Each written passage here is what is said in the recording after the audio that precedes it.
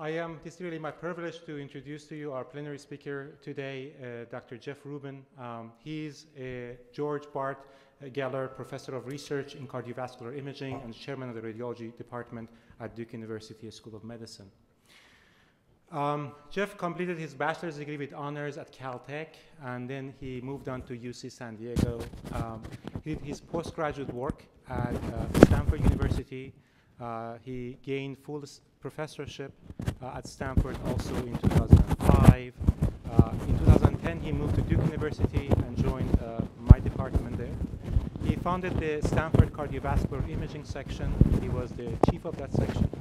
And then he founded a three-dimensional imaging laboratory at Stanford, and then he escalated that innovation to a multi-D laboratory at Duke University when he joined Duke.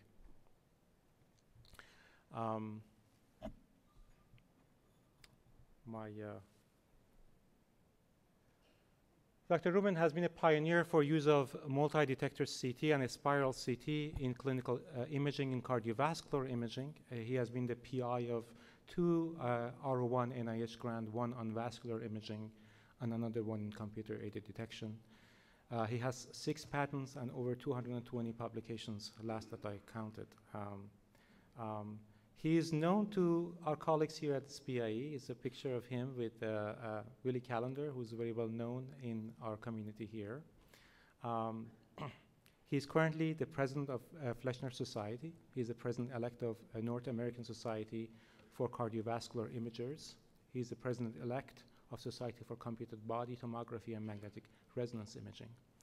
So a few years back, he was asked in a conference, how do you see the future of CT angiography versus MR angiography? And this was his response.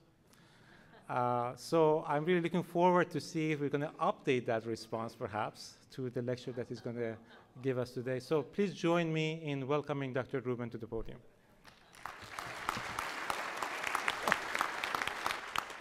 Thank you. Thanks very much. Appreciate it. Thank you very kindly for that introduction. I can't even imagine where you got some of those pictures. I have never seen them before. I don't even know if that was me. A mustache? No way. It's really a privilege to be here and speaking at this event. So many friends and colleagues in the audience in particular. I want to send warm greetings to all my colleagues from Duke. I know that a number of folks, particularly from the Ray Labs, are here, and it's terrific, terrific. So I'm going to focus on my topic of critical path technology, volumetric analyses, and the interpretation of CT data. And in particular, my goal is to, from a clinical perspective, give a sense of image processing, volumetric analysis, and the role that it plays really currently in day-to-day assessment of clinical management, as is indicated in the first bullet, but also how these tools can be very effective in answering key questions regarding the effectiveness of our current paradigms for CT image interpretation. You'll all realize and recall that CT image interpretation began and continues to largely be a very non-computer-assisted endeavor once the images are prepared, that most radiologists look at the stack of transverse sections and make an assessment based upon their interpretation of the visual appearance. But increasingly, using various methods of image processing and image analysis, I think that we can help to guide and improve the interpretation beyond what a radiologist would simply glean by looking at the images. And then, in fact, developing new methods to facilitate CT interpretation. I know that this audience is very familiar to the principle that with virtually all the imaging modalities that we're using clinically now, there has been a veritable explosion in the volume of data available, and CT is probably amongst the most emblematic of that characteristic, in that with the proliferation first to helical CT, then multi-row CT, it's not uncommon for CT studies to have many thousands of images. And when we take a standard paradigm of looking at transverse sections sequentially, as you see here, it becomes very inefficient at times to be able to look through the entirety of those data, particularly if we want to study the blood vessels, for example, which in this particular set of images, and let me see if I can find a pointer here. Perhaps not. I will just use my words to point. The blood vessels represent a very small portion of what's on the images, and being able to extract them and present them as the feature of interest can make it much more effective and interesting to analyze the data. Here's a single cross-section, for example, transverse section in the pelvis, and we can see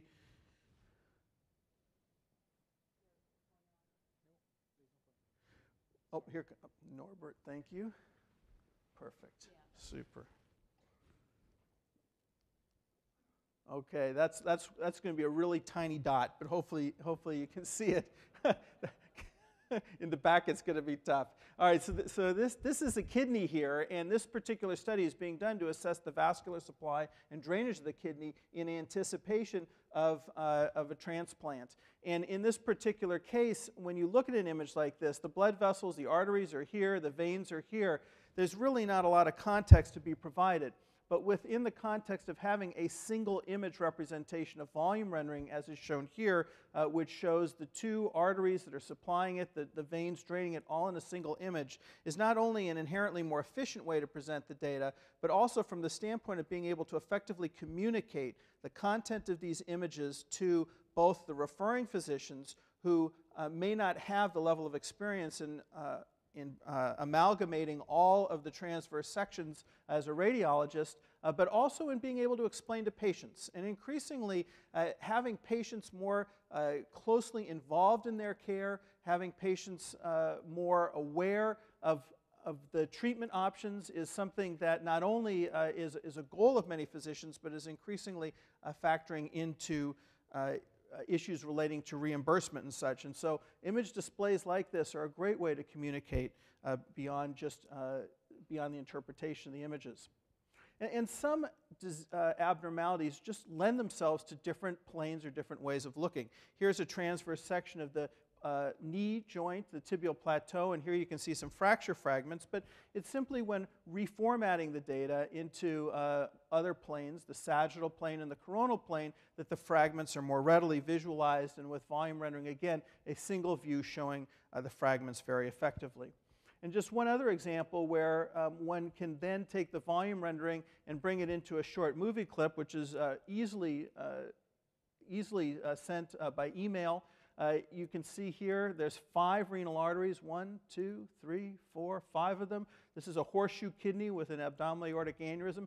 Very complex anatomy here, and in planning the repair of this aortic aneurysm, understanding the relationships and interrelationships of all these vessels using standard transverse sections can be very, very confusing.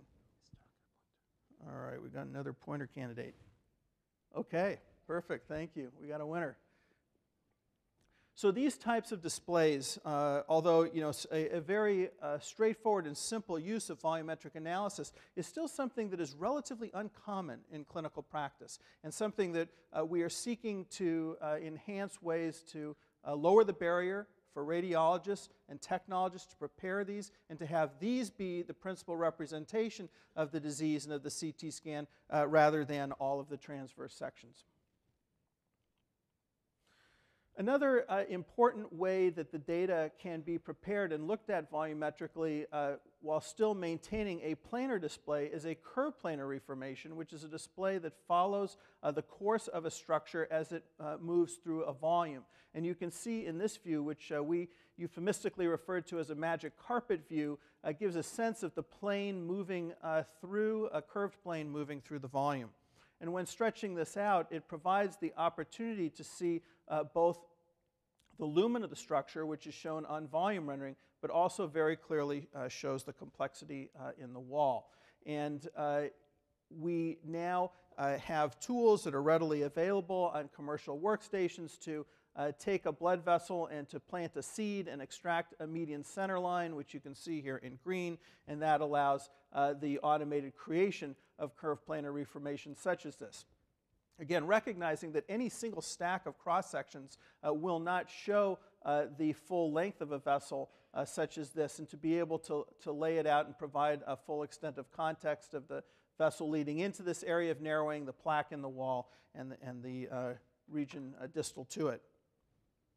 And in the setting of implanted devices, and this is stents, metallic stents that have been placed within the superficial femoral artery. That's the long artery of the leg. And in this particular case, the volume rendering and a maximum intensity projection, by virtue of the fact that the metal is so dense and highly attenuative, these two displays do not allow us to see the interior of the stent, but the curved planar reformation, which I'll just magnify here a little bit, nicely shows us the interior and all of the areas of tissue ingrowth that are causing stenosis. Again, there's really a panoply of imaging tools that are available to us, and the goal of having image processing laboratories or organized protocols in some institutions is to be able to formalize the presentation and display of these data on a routine basis. Again, still relatively uncommon.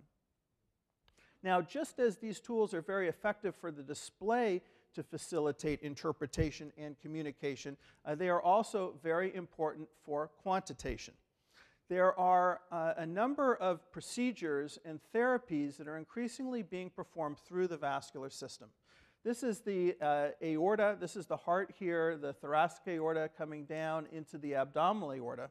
And if one seeks to place a device within the aorta, it's very important that it be sized appropriately. However, if one relies simply on transverse sections, then one is limited to the orientation of the aorta, which is arbitrary frequently when compared to the CT table on which the patient lies. And of course, the transverse sections are perpendicular to the table, not to any of the internal anatomy per se. So we need to think about using these tools as a way to adapt the coordinate system to the interior anatomy, to the interior structure of the body, as opposed to an exterior reference like the table on which the patient lies. So here we serendipitously get a pretty good cross-section where we have a nice circular view of the aorta, but if we're looking at this lower level, we can see a very elongated view. And so the standard approach to managing this is to create a set of oblique projections, one coming through the axis of the aorta this way, and then obtaining this sagittal, parasagittal view, I should say, and then here another obliquity to get a double oblique view, which gives us a effective representation of the cross-section orthogonal to the median center line of the flow lumen. And so this is, again, a method that we want to use in order to characterize the dimensions of a vessel as it moves in a variety of orientations through the body. Now, the actual creation of the measurement is something that also has received some attention, mostly by investigators recently, but still in the clinical space is not very well attended to. And in particular, what most radiologists will do at the workstation is they will take a digital caliper and they will manually draw points from one end of a structure to another. Here are two different examples here, and I know that the numbers are too small to read, but basically the difference between the upper measurements and the lower measurements is about 3 millimeters in each dimension. And who's to say what is right, what is wrong in looking at these particular images? All we can say is that that's a high degree of variability of this measurement, 3 millimeters. When you consider that many of the endovascular devices that will be made to fit into this aortic lumen have tolerances of about 2 millimeters or so, the correct sizing of a device based on these measurements is really challenged when they're simply based upon the eye of the operator to drop 2 points. Now, tools as simple as a line density profile, which you can see drawn here with the automatic identification of the full width at half maximum of this line density profile, are readily available on a lot of commercial workstations. And this at least provides a method for a reproducible measurement, something that will be independent of where the operator decides to place points. And of course, this is simply one of the potential diameters being measured, but it's fairly straightforward to send a median center line here and then to send out a number of radial diameters and to look at this full width at half maximum of the line density profile and have a much more reliable and principled method. That, in spite of the fact that this is easily done today, it's still readily uncommon in the clinical space to be used. The tools for quantitation of CT data have really evolved quite a bit. And again, it's a matter of just taking advantage of them and seeing them being routinely used in the clinical space. Here you can see the extraction of a centerline, median centerline through the aorta in this particular case, and the issue of measuring path lengths, because when we put devices into the aorta, it's important that frequently that we are very accurate in where the device begins and where the device ends. This is an example of an algorithm that we wrote back when I was at Stanford working with Sandy Nappel there that automatically identifies the shortest path through the aneurysm, because that's the pathway that the stent graft follows. And using this technique, we were able to much more reliably determine the appropriate length of this device that we wanted to put in here because we were basically modeling the direction and the course that the device was going to take. Again, readily available, but not so commonly used. Here you can see a default median center line, which is going to be a much longer pathway. And so having analyses such as this is from some work that we published about 15 years ago now, but in this particular case, this is a plot of the average diameter determined from the cross-sectional area of the aorta as one moves along its length. And these types of quantitative displays can really be very effective and empowering in determining segment lengths as well as diameters. This is an example of using median center lines to quantify curvature in blood vessels. And this was just a validation with a phantom. Here's the CT scan, the input function superimposed on the CT measurements and the correlation here. We've used these techniques to quantify tortuosity in the iliac arteries and to show and associate the fact that the highest degrees of curvature are more likely to be injured when devices that are relatively stiff are introduced through the iliac arteries in order to deploy stent grafts. So again, just a spectrum of tools that can be available for volumetric analysis and can provide insights into the anatomy and potentially predict risks associated with procedures where these features would not be gleaned if simply being used looking at the images alone. So that leads me to want to spend just a little bit of time talking about a couple of types of endovascular devices, because I think that really the development of endovascular devices as a means of principal therapy and avoiding major operations has been an ideal paradigm for the development of volumetric analyses and CT data. We've talked a bit, I've alluded a bit about stent grafts already. Let me just go into a little bit more detail here, because what these are is that they are devices that are typically composed of a fabric and a metallic endo or exoskeleton. They usually are introduced on a catheter in a compressed state, and they are self-expanding. Often they are modular devices. This is an example of the primary limb that is like a long pair of pants and a short pair of pants that goes in through a puncture site at the patient's groin, goes up the iliac artery, gets deployed, and then on the other side, a small completion is done with another straight segment of stent graft. And this is intended to isolate the aneurysm from the pressure within the flowing lumen. And so, as I've already mentioned, the positioning of the device, the sizing of the device is all very, very critical. When these devices were first introduced and being evaluated about 20 years ago now, their CT was just emerging as a tool for imaging the vascular system. And the standard way to look at the blood vessels was using conventional angiography, which is done here. This is projectional technique with a catheter placed into the aorta. Here you can see two sequential views as the contrast agent is present proximally and then flows distally.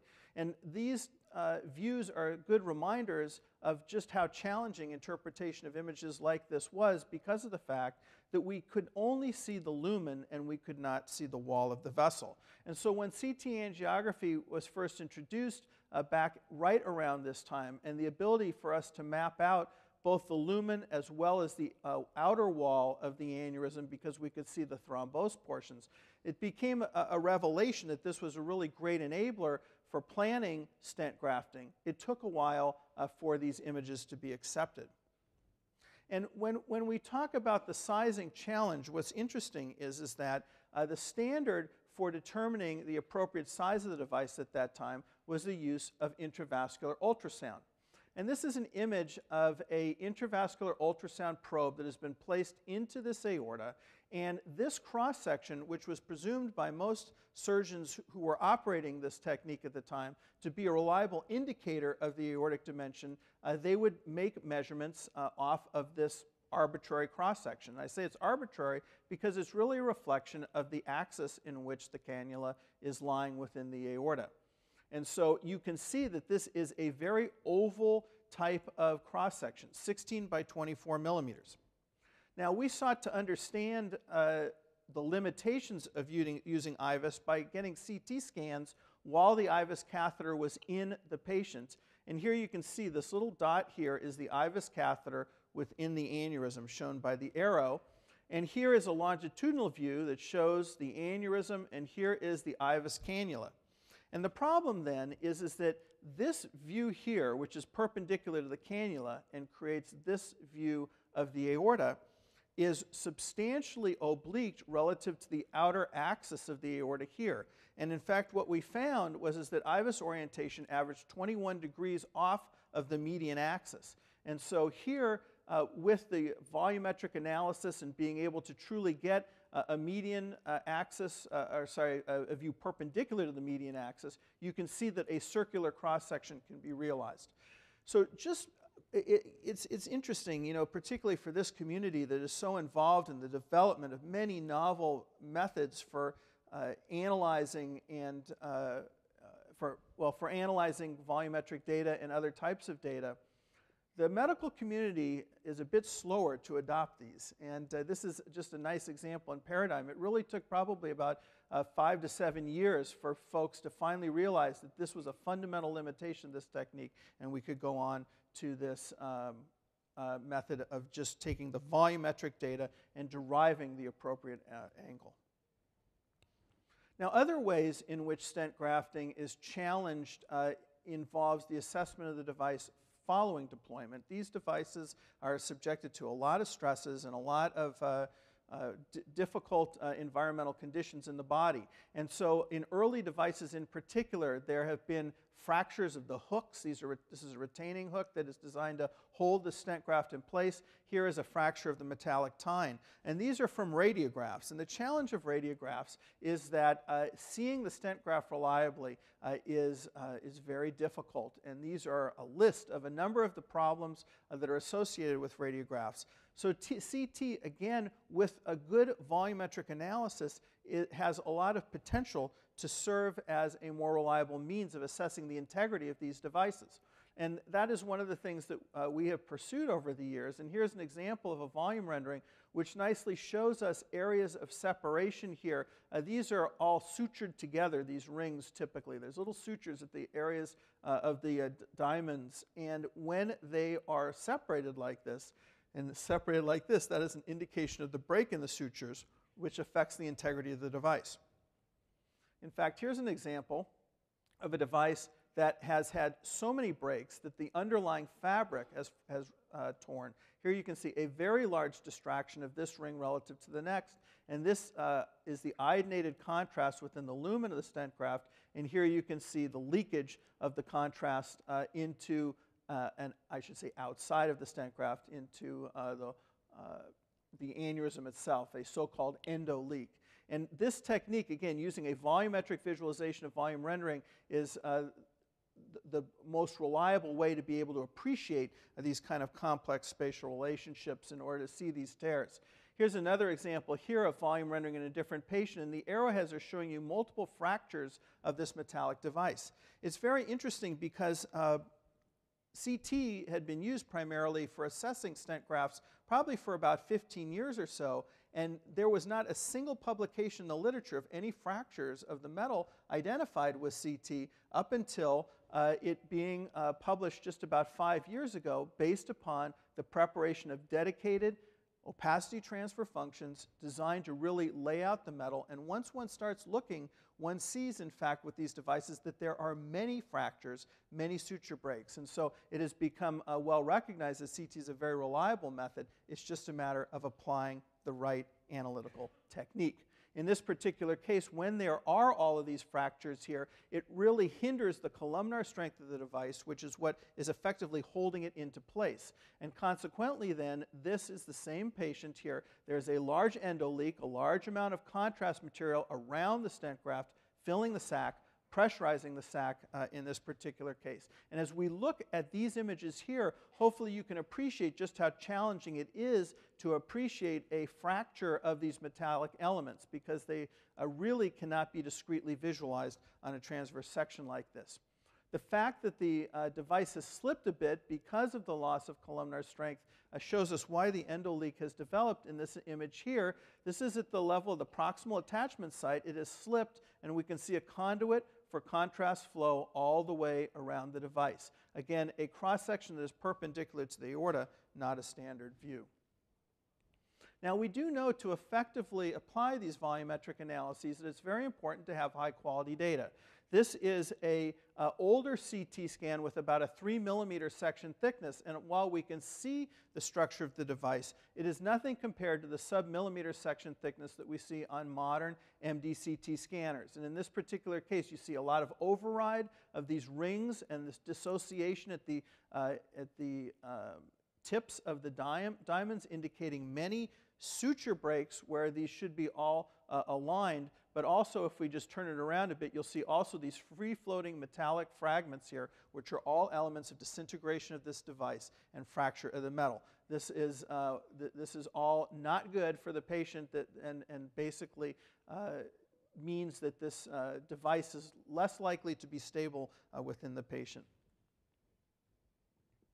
One other brief mention of a type of volumetric analysis, I'm just going to show you this one, which is one taken from within the body, perspective volume rendering here. This is the tip of the viewing frustrum here in the aortic arch, looking up at what appears to be a branch of the aorta. This is the left subclavian artery, and it looks like it is being covered substantially by the device here, as if it might be hindering the flow up the left subclavian. But when one can position the eye inside the device and look up, and here is the ostium, or the origin of that blood vessel, you can see the spatial relationships here of the serrated edge of the device, which in fact is not substantially narrowing the flow. And so again, these types of analyses and being free to interpret and to explore the data from arbitrary perspectives and arbitrary view angles can be very empowering. Now, the other device that I want to talk about briefly is one that is much newer and really very much in the news these days. That is what is called a TAVI procedure for transcatheter aortic valve implantation. There are two devices that are currently in clinical trials. One is the Medtronic core valve. The other is the Edwards Sapien XT. These are both intended to be aortic valve replacements. The aortic valve, of course, is the valve that separates the left ventricle of the heart with the ascending aorta, and is a critical structure in allowing effective function of the heart, particularly in elderly patients where aortic valvular stenosis is quite common. And when aortic valvular stenosis develops in the elderly, it can result in all kinds of problems of hypoperfusion distally, causing stroke, causing coronary insufficiency and myocardial infarction, causing a lot of extra work of the heart muscle and resulting in heart failure. All of those complications require replacement of the aortic valve, which is a major operation. And the fact that these self-expanding devices are now available to implant valves is very, very exciting. Here you can see just the core valve here in this surgeon's hand, and you can see the valve device here within the expanding stent. Here is the Edwards device here. Similar concept, slightly different variations. But the critical element of deploying a device like this, just like with stent grafting, is having a very clear characterization of the underlying anatomy where one is going to put this device. It is very unforgiving Once this device is deployed, there's no recapture and moving it anywhere. And the advantage of not having to open the heart, have circulatory arrest, and expose a patient to a major, major operation with splitting of the sternum is that this can be placed over a catheter. But the downside is the planning absolutely must be critical. And the structure that it's going into is a very complex structure three-dimensionally.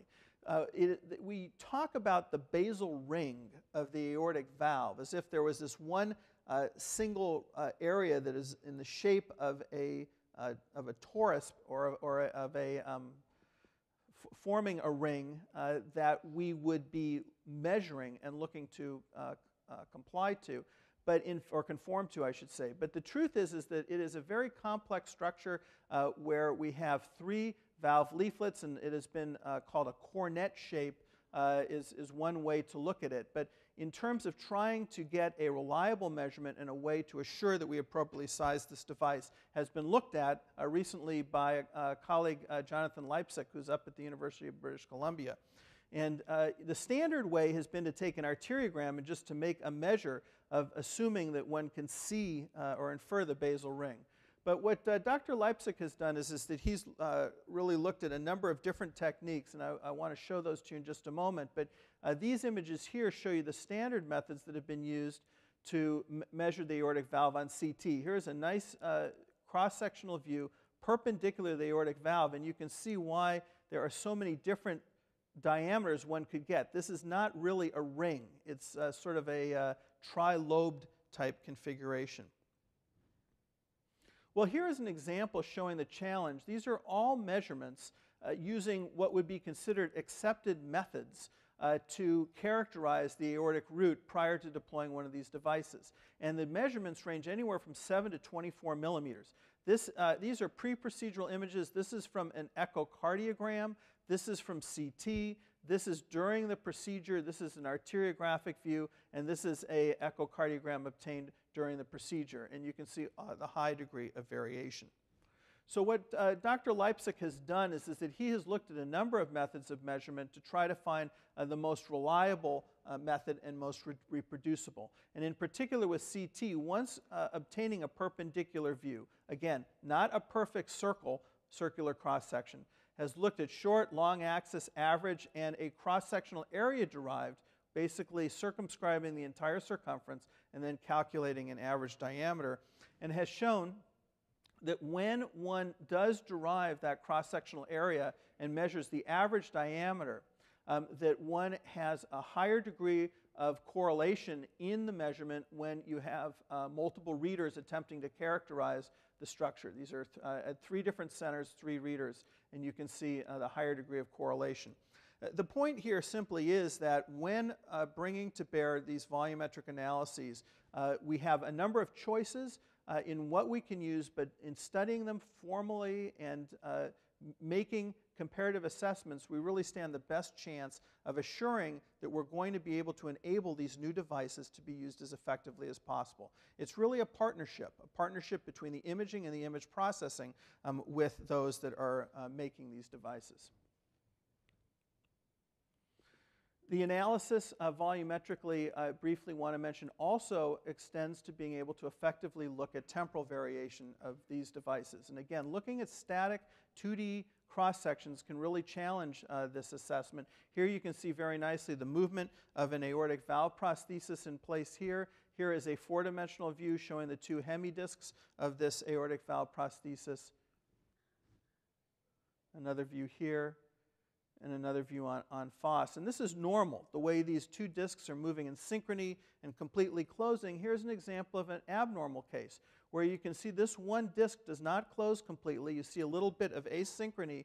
Based upon this appearance and the fact that the valve was incompetent, the patient went into the operating room and there was tissue ingrowth that was seen here that was clearly demonstrated by these CT images. Again, moving through a stack of standard cross-sections will not allow this abnormality to be appreciated or to be seen. And a combination of quantitation with these 4-dimensional data sets allows us to characterize other functional indices such as cardiac function, in this case looking at the volume of the left ventricular chamber in diastole, looking at it in systole, and being able to map out contractility and the timing of contractility across the ventricle. These types of multiparametric displays are readily available and are gradually making their way into clinical medicine. One other application that I'm sure many of you are familiar with is to look serially at contrast injection and quantifying the various characteristics of tissue perfusion. Here is a permeability and a blood volume map in a large metastasis in the abdominal wall. Looking at perfusion imaging has been shown to be a more sensitive indicator of responsiveness to certain types of antitumoral therapies prior to change in the actual size of the lesion. Similarly, another technique of tissue perfusion that is used quite commonly in the analysis of stroke is to look at alterations in, this is the mean transit time, cerebral blood flow, and cerebral blood volume, and is more sensitive than the standard unenhanced transverse sections in assessing for stroke. I want to turn to another technique that is relatively new and also fairly intriguing, particularly since it is a very sophisticated analytical technique, and one that is meant to address a relatively vexing diagnostic problem. And that is the diagnosis of coronary artery disease, and in particular hemodynamically significant disease. And this is a map of the left main coronary artery, left anterior descending, a circumflex coronary artery. This is a relatively normal view. Hopefully everybody appreciates that coronary artery disease represents the #1 cause of death throughout the Western world for men and for women.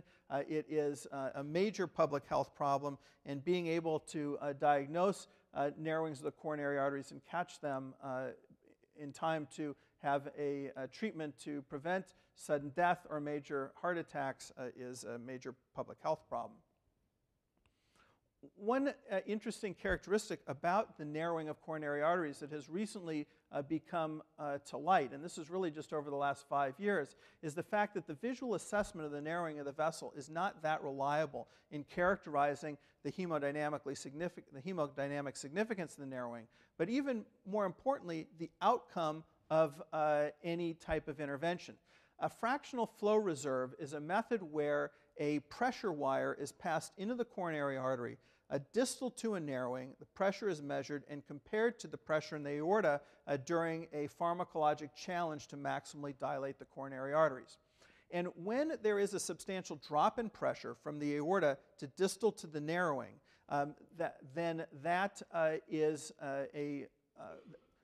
that indicates a reduction in the fractional flow reserve. And when taking a ratio of 0.75 typically, if the ratio is less than that, then the patient is at higher risk. And there have been studies, most recently the FAME trial, a large trial that was stopped early after that they showed that when one performs coronary angioplasty and stenting based on FFR guidance compared to just visual guidance, that the survival from MI is much greater. So this has been shown to be really very, very reliable and important method for guiding intervention. However, it is highly invasive. Recently, there has been an assessment of coronary CT angiography. Here you can see the coronary CT angiogram with a stenosis shown here. And what we know about coronary CTA is that it has a very high negative predictive value. In other words, when it's normal, it's quite reliable that the patient is not having a significant lesion. However, we also know that there's a fair number of false positives. And this study that came out of the Netherlands about 5 years ago was really an important one to show that if we compare CT images to fractional flow reserve measurements, that of the positive CTs, in other words, areas where we see narrowing of the coronary arteries that are greater than 50%, 75% of those vessels will have fractional flow reserve values that are not significantly reduced. And consequently, about 75% of CT scans would be falsely positive. And this has a big impact. If the CT is positive, the patient would go to the cath lab, potentially get an intervention, and that's where morbidity and costs are increased. So recently, a technique has been developed from one of my former colleagues, Charlie Taylor, at Stanford, to combine computational fluid dynamics with the CT data, and very, very painstakingly segmented CT data, in order to model fractional flow reserve. And it's a very, very intriguing technique. I know for this audience I don't need to talk about what computational fluid dynamics is, so I'll just pass right over that. But to basically give you a schematic of how this works, the CT scan is performed, and then there is a segmentation, as I mentioned, that's performed to extract the 3D model. And then basically the computational fluid dynamics are applied with the equations of blood flow and various modeling, and then one can calculate a fractional flow reserve value at every position along the coronary arteries and map out when lesions are presumed to have a significant, would have a significant pressure drop. For example, right here at 0.72, the lesion that would be right over here would seemingly be a significant one. And this is a new technique, but one that has a lot of promise. In this particular case, this paper by Ku et al. In JACC Imaging just a little over a year ago showed that when one uses this computational fluid dynamic technique to predict whether or not a lesion should be treated or not, you can see that the specificity of the CT studies went from 25% to about 80%. And positive predictive value increasing substantially as well, negative predictive value too. And so what this technique potentially has the promise of doing is substantially improving the diagnostic profile of coronary CTA to make it a practical tool as a means of screening patients with chest pain. If you've been following this field, you'll know that the payers have been very reluctant to support coronary CTA because of the concerns of false positives. And this technique, this volumetric analytical technique, has the great promise of allowing us to extract very valuable information from the data that we simply cannot determine visually. And just another way of presenting here is an ROC analysis showing the area under the curve of FFR CT versus CT alone, and showing a substantial improvement here, 0.92 versus 0.70, quite significant. There is a large randomized multi-center trial that has recently been performed with this technique. I know that there is a manuscript that's supposed to appear in JAMA sometime in the next months, and so that's something to keep a watch out for to see how the results of this hold up. This was a prospective study, but not a multi-center one. Last topic that I'd like to spend a little time talking about is the use of volumetric analyses to not necessarily present the images differently or to provide different computation, but from the perspective of computer vision. And I know that there's a lot of great work that's been presented at this meeting in computer vision, and in particular, one of the areas of great interest is in looking at lung nodules. Lung nodules is a personal interest of mine as well. The lungs represent a very rich spatial environment, a lot of complexity. The nodules are relatively small and easily hidden in the background of other blood vessels, and particularly since all lung cancers begin their lives as lung nodules at some point, little lung nodules, and the data that show that screening with CT can substantially reduce death from lung cancer and morbidity from lung cancer. Being able to maximally interpret the CT data to confidently make sure that any reader is seeing all the nodules would just seem to be an intuitive goal. Here you can see a box around a nodule. Everything else is a blood vessel here. It's very hard unless you look from multiple perspectives here. Here's a volume rendering to be able to pick out the nodule. Typically, we're moving up and down transverse sections searching for these lung nodules. And so it has been recognized now for quite some time that the extraction of features within the lungs to be able to help these nodules pop out, or excuse me, even to use computer-aided detection to tell us where these nodules are, is something that is a great goal and a great opportunity. This is an implementation that, that we did at Stanford a number of years ago. David Peck, who's on the faculty there, was the principal person working with Sandy Nappel. And in this particular case, we're just applying a simple threshold to find the edges of the vessel. And then we basically take a number of surface normals and use a clustering algorithm to find where there are spheroid lesions and high concentrations of clusters of these surface normals, and basically map what ultimately becomes a CAD score. And when we use this tool as a way to help find lung nodules, what we found is that when we had 3 different readers, and each of them were operating independently, as you can see in yellow, without CAD, when we presented the output of a CAD algorithm, they all improved in their detection of lung nodules. Some more than others, but they all improved substantially. We also found that when we looked at the 3 readers over a number of CT studies, that there was a substantial amount of variability in what they saw. All of the readers had nodules that they uniquely identified, and you can see that only 34% of the detected nodules were seen in common by all 3. But when we introduced CAD, and just kind of get a sense of these numbers here, 34% in the middle, 9, 4, 3, and then these 12, 10% out here, when we showed them CAD, it enabled much greater agreement amongst the readers. 54% now were completely agreed upon by all the readers, and you can see that many fewer of them were seen by one reader alone. And you know, these data really, I think, give us a lot of confidence and a lot of encouragement that CAD probably should have a role in clinical medicine. Yet, surprisingly, lung CAD is not currently used routinely. And I think one of the great challenges has been to really establish the impact and the outcomes of nodules that are detected by a computer and then confirmed by a reader, not principally detected by the reader, and whether those ultimately will turn out to be important lesions. But one of the questions that really has struck us over the years about these types of Venn diagrams for nodule detection is just the amazement that people seem to really see different things when they're looking at CT data. Even people, readers who are very experienced.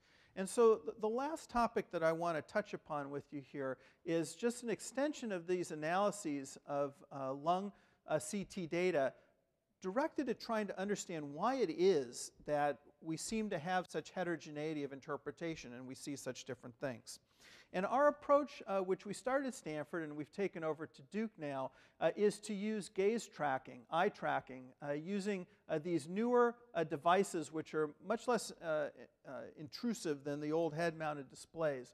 Basically, there's an infrared beam that is shined off of the eye, and the glint in the eye is what helps to indicate where the gaze is pointing. And so this is our setup here where we've got the gaze tracker and we're looking at stacks of transverse sections to begin with, and we basically have developed a technique. One of our Martin Tall, who was a postdoc in the lab and has now gone back to the Scandinavia, but he basically worked out a method for us to make 4-dimensional maps, basically, of the gaze path as we're exploring these volumetric data. And I'm going to show you those in a moment. But basically what we've done here is that we've dropped some synthetic lung nodules into a number of data sets. We've got 40 data sets. Each one of them have 250 to 350 sections. You can see the data here. And we've embedded 3 to 6 nodules between 4 to 6 millimeters, simulated nodules, into the data. And we ask readers then to just examine the data while we obtain gaze tracks. And what you'll see here is that this green circle is where the gaze is looking. And whenever you see a red circle pop up, that's where there's a nodule. And whenever the reader captures a nodule, you'll see that red circle become purple. But this is just one person's journey through the data. And this is the basis for the analysis that I'll show you in a moment. See, there they just acquired that nodule there, and they're continuing this search. Now, I'm going to talk to you a little bit about the diameter of this green circle in a moment. There's another nodule over there that they just saw. And so this is actually a real track that a person who is an experienced reader took in order to examine these data and to attempt to find lung nodules. And the way the software is designed, there's no possibility of skipping sections. And so what we're doing here is we're mapping out this trail and this journey that the reader is taking in order to see how they do in finding these nodules. This is an example of a summated view on one section. The green is the gaze path. These are from different passes through the lungs. And what we have found is that there is a critical distance that the gaze path has to be relative to the nodule in order for it to be detected. And I will show you that in a moment. In this particular case, you see a high concentration of gaze points here very close to the nodule. And in this case, this nodule was detected. But one thing that I'd like you to appreciate just looking at this cross-section is the relatively sparse distribution of gaze points across this cross-section here. And ultimately, if this is the foveal view at the center of this, a key question is just how large of a region is going to result in perception of a nodule, and we will talk about that in just a moment. But still, a fairly sparse distribution of the search. Well, what we've done is that we have basically analyzed the distance that an observer needs to be from a nodule in order to pick it up and in order to detect it. And it's basically 50 pixels. If their gaze path gets within 50 pixels, they have a chance of picking it up. But if their gaze path is never within 50 pixels of the nodule, they will never pick it up. I'll show you those data across, at this point, 8 different readers. They're not able to see beyond a 50 pixel zone. And so what this is a single cross-section where we are looking at the area of the lungs and we're looking at the area that they examined. And this allows us to define a gaze volume. In other words, the volume of the lungs that they have examined effectively is yellow, and what they haven't seen is in blue. So we did a study, and I will describe this to you. I'm sorry that this is projecting fairly small, but we did a study where we had 3 first-year radiology residents, 3 fourth-year radiology residents, and 2 fellows. And what this plots up here is this is the percent of the lung volume that is examined, from 0 all the way up to just over 70%. And what this shows, this line here is at 40%. So the first-year residents are all, on average, looking at about 30 to 40% of the lungs. The fourth-year residents, as it turns out, were looking at between 20 and 30%. These two here are averaging about 20% covered. This fellow here had a fairly high variation, but got up to about 55% of the lungs examined, but on average is at around 50%.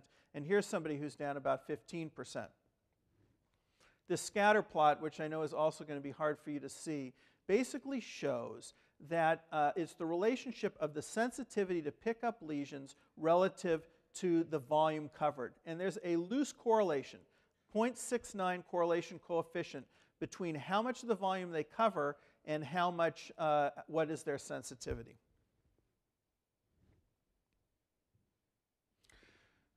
So based upon these initial observations, we had 2 hypotheses that we have developed in trying to understand how these gaze paths and the readers are working together to detect lung nodules. One of the hypotheses is if they don't get near enough to the nodule, they're not going to detect it. I already sort of alluded to that result. The other one is if they do get close enough, perhaps they will detect it, but we don't really know just how well, what is the chances that they will do that. And so these are the results of an analysis to look at those questions. Firstly, here is our readers. This is the fellow 1, fellow 2, the 3 first-year residents, the 3 fourth-year residents here. And what you'll first notice is that if a nodule is more than 50 pixels from the gaze path, there is no chance that they're going to find it. There was just 1 nodule that was successfully found across all these readers. So this really tells us that we can constrain this region of interest to 50 pixels. What this shows us is that if the nodule is within 50 pixels of the gaze tract, there's a substantial variation as to whether or not they're going to recognize it. Sometimes as little as 13 to 16%, other times up to 40% of the time will it be detected. So this is somewhat different, and in fact, what you can see is that it's somewhat experience dependent. The fourth-year residents are all between 30 and 45%. The first years are only at about 15%. This is the second aspect of detecting nodules, which is the decision-making part. Once they get close enough to a nodule, what's the likelihood that they will call it a nodule correctly? And again, there is substantial variation in these values here. And in general, the more experienced, the more likely they are to pick up a nodule correctly. So what these data have shown us is that there's really two things at work.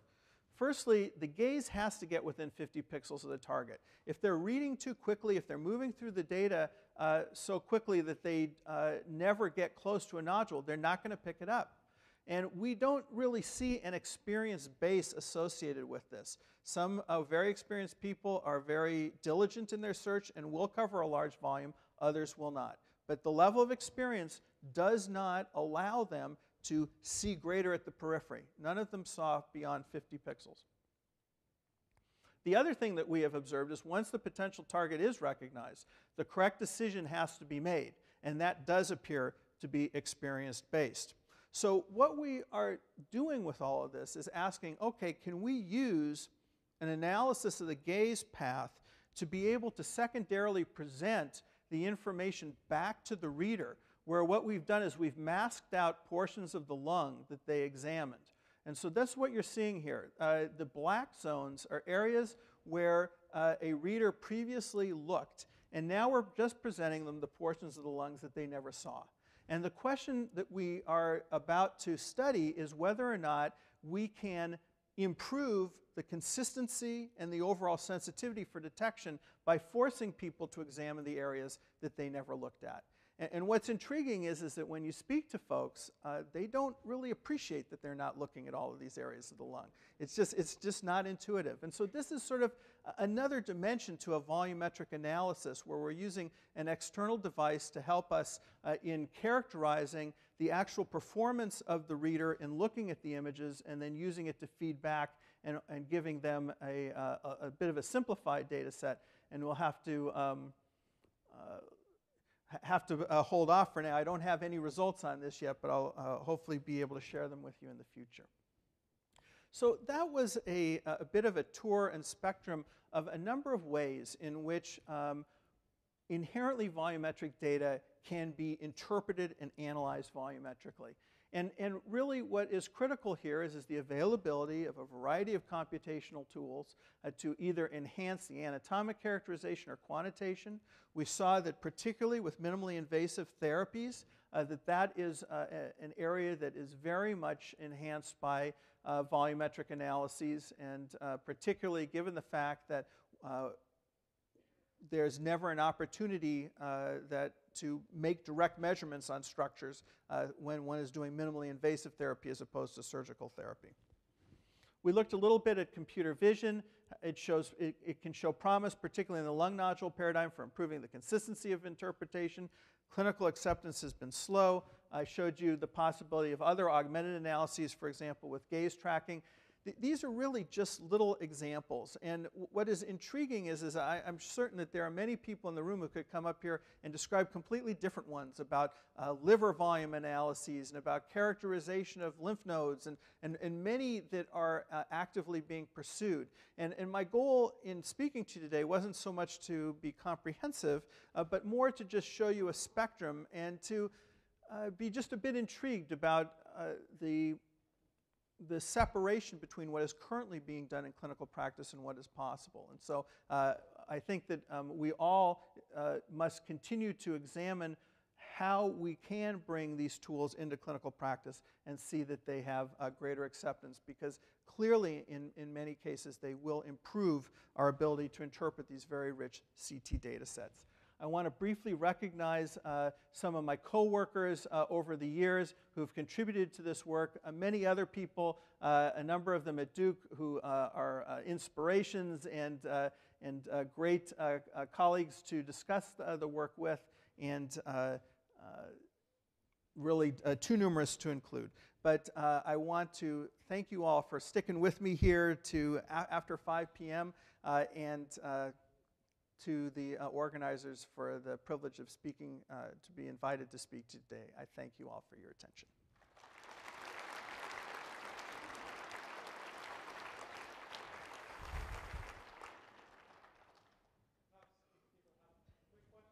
For Dr. Rubin?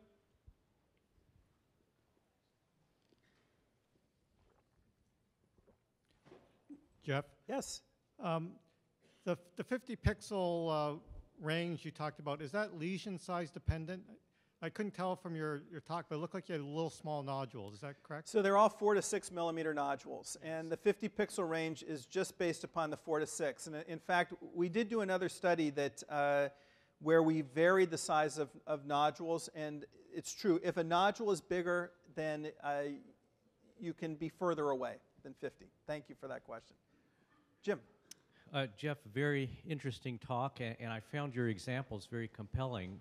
I was wondering if you could describe to us what are some of the reasons you feel that there has not been more clinical acceptance of these. I mean, there's always inertia against accepting new things because it goes against your training and you're just not sure how to incorporate it. But what are your thoughts on what it takes to get some of these compelling things into clinical practice? So I think you just highlighted one of the potential barriers, but another one is the pressure to get the interpretations done in a timely fashion. So even when these analyses are semi-automated and provide compelling data, if they cannot be incorporated into the workflow effectively so that the studies can be completed and read out in a timely fashion, that's a barrier as well. And so, you know, the user interface and the workflow of bringing it into the general interpretation scheme is sometimes every bit as important as the actual analysis. Yes? Hi. I was just wondering if anyone is trying to combine the gaze tracking with measurements of pupil dilation. So with measurements of pupil dilation, just to see, you know, not just where they're looking, but what's actually grabbing their attention. You know, we haven't done that. I do know that that is an interest of some folks to do as you've just said, correlating pupillary dilation and trying to get a sense of what is their intent. But at this point, I don't really have any data around that to share myself.